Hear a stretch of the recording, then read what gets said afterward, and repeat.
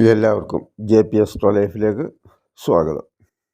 പുതിയ ഒരു വർഷം തുടങ്ങുകയായി. അതായത് കൊല്ലവർഷം 1200 ആരംഭിക്കുമ്പോൾ ഈ ചിങ്ങമാസത്തിലെ ആദ്യത്തെ ആഴ്ച തന്നെ ചിലർക്ക് ചില രാജയോഗപ്രദമായ അനുഭവങ്ങൾ തരുന്നു എന്നുള്ളതാണ്. ചിങ്ങമാസം ആരംഭിക്കുമ്പോൾ തന്നെ വളരെ കുറച്ച് ദിവസം കൊണ്ട്, അതായത് 7 ദിവസം കൊണ്ട് തന്നെ വളരെയേറെ പുരോഗതി ഉണ്ടാകുന്ന, അല്ലെങ്കിൽ ജീവിതത്തിൽ പല ഉയർച്ചകളും നേരിടാൻ പോകുന്ന ഒരു അപൂർവ യോഗം. ഈ യോഗത്തിൻ്റെ പേര് ഭേരീയോഗം എന്നാണ്. ഭേരീയോഗം.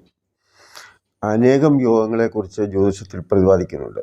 പഞ്ചമഹാപുരുഷ യോഗം, അഖണ്ഡ സാമ്രാജ്യ യോഗം, ലക്ഷ്മി യോഗം, കേസരി യോഗം, മഹാഭാഗ്യയോഗം, സരസ്വതി യോഗം, ഇങ്ങനെ ഒരുപാട് യോഗങ്ങളെക്കുറിച്ച് അറിയാൻ സാധിക്കും. ചില പ്രത്യേക അവസരങ്ങളിൽ ഗ്രഹങ്ങളുടെ സഞ്ചാരഫലമായി പരസ്പരം ചില ബന്ധങ്ങളെ സൂചിപ്പിക്കുന്നതാണ് ഈ പറയുന്ന ഓരോ യോഗങ്ങൾ.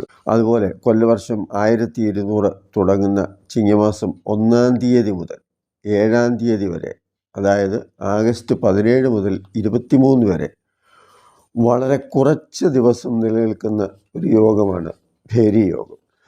ഈ യോഗത്തിൻ്റെ ലക്ഷണം ഇങ്ങനെയാണ്. ലഗ്നാധിപനും ശുക്രനും വ്യാഴത്തിൻ്റെ കേന്ദ്രഭാവമായ 1, 4, 7, 10 ഭാവങ്ങളിൽ ഏതെങ്കിലും രാശിയിൽ നിൽക്കണം എന്നുള്ളതാണ്. 9-ാം ഭാവാധിപൻ ധനഭാഗ്യയോഗങ്ങളിലോ മറ്റ് ഇഷ്ടഭാവത്തിലോ ആയിരിക്കണം.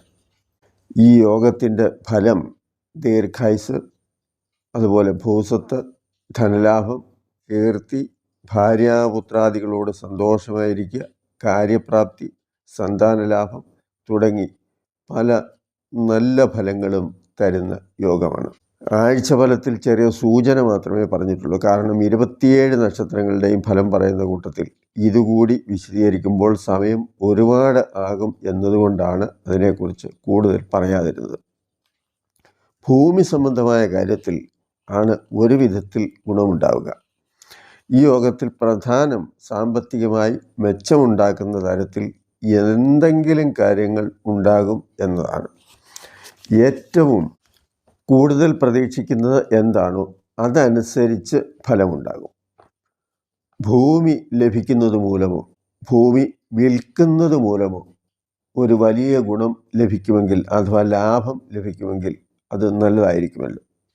അതുപോലെ ഒരത്യാവശ്യ ഘട്ടത്തിൽ അപ്രതീക്ഷിതമായി സഹോദരങ്ങൾ സഹായിക്കാം.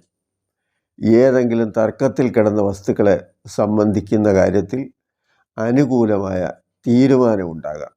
തൊഴിൽപരമായോ ബിസിനസ് സംബന്ധമായോ സാമ്പത്തിക നഷ്ടം ഉണ്ടായിരുന്നവർക്ക് അതിൽ നിന്ന് മോചനം നേടാൻ കഴിയുന്ന വിധത്തിൽ ധനലാഭം ഉണ്ടാകുന്ന ഒരു സാഹചര്യവും വരാം.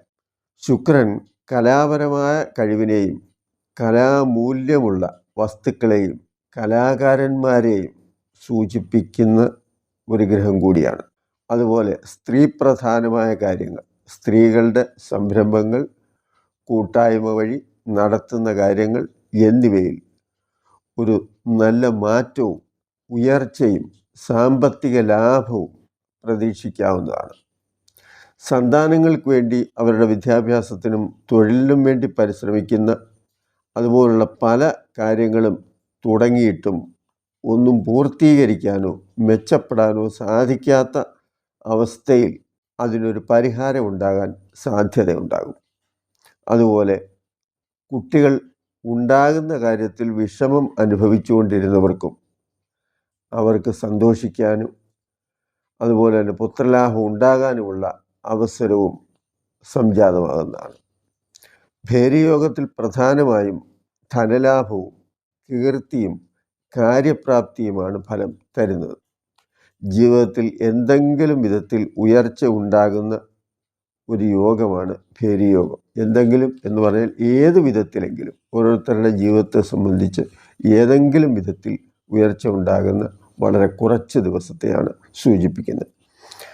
ഇത് എല്ലാവർക്കും പറയുന്നത് പോലെ ധാരാളം ഗുണം ഉണ്ടാകണമെന്നില്ല. കാരണം നിങ്ങളുടെ ജാതകത്തിൽ ലഗ്നാധിപനും ശുക്രനും 9-ാം ഭാവാധിപനും ഗുണവാനാണെങ്കിൽ തീർച്ചയായും ഈ കാലയളവിൽ അപ്രതീക്ഷിതമായ ധനലാഭം ഉണ്ടാകും.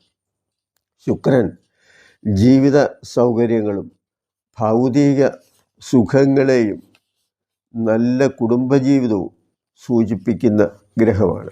അതിനാൽ ഈ പറഞ്ഞ 7 ദിവസത്തിൽ ജനിക്കുന്ന കുഞ്ഞുങ്ങൾക്കും ഈ യോഗം ഉണ്ടാകും എന്നതാണ്.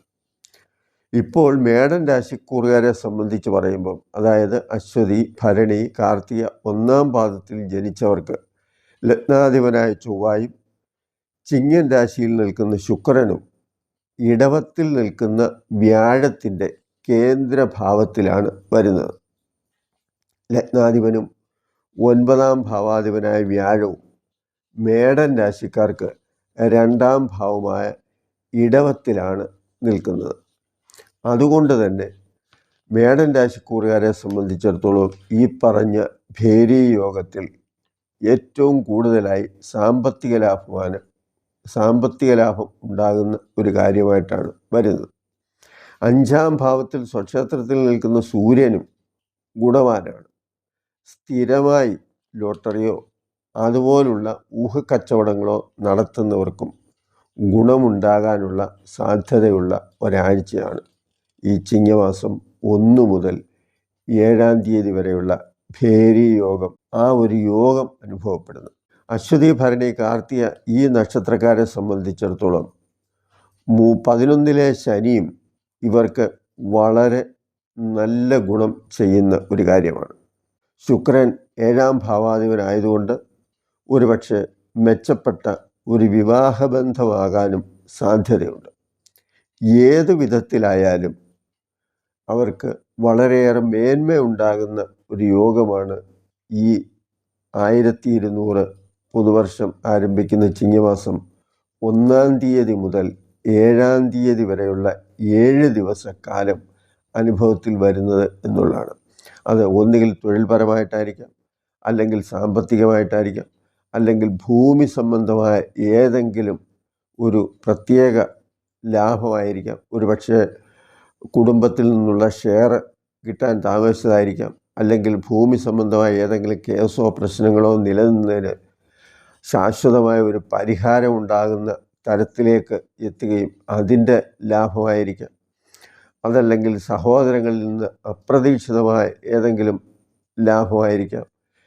അതുമല്ലെങ്കിൽ ഒരിക്കലും തിരിച്ചു ലഭിക്കില്ല എന്ന് കരുതിയിരുന്ന സാമ്പത്തികമോ അല്ലെങ്കിൽ മറ്റേതെങ്കിലുമോ വസ്തുക്കൾ അത് നമുക്ക് തിരിച്ചു കിട്ടുന്ന ഒരു സാഹചര്യമായിരിക്കാം. ഏത് രീതിയിലായാലും മേടം രാശിക്കൂറുകാർ എന്ന് പറയുമ്പം അശ്വതിയും ഭരണിയും കാർത്തികയും ഈ 3 നാളുകാർക്കും ഈ പുതുവർഷം ആരംഭിക്കുന്ന 7 ദിവസം ഒരുപാട് ഗുണങ്ങളും ഒരുപാട് ലാഭവും ഉണ്ടാകുന്ന ഒരു സാഹചര്യം ഉണ്ടാകുന്നു എന്നതാണ്. ഈ വീഡിയോ നിങ്ങൾക്ക് ഇഷ്ടപ്പെട്ടുവെങ്കിൽ മറ്റുള്ളവർ കൂടി ഷെയർ ചെയ്യുക. നന്ദി, നമസ്കാരം.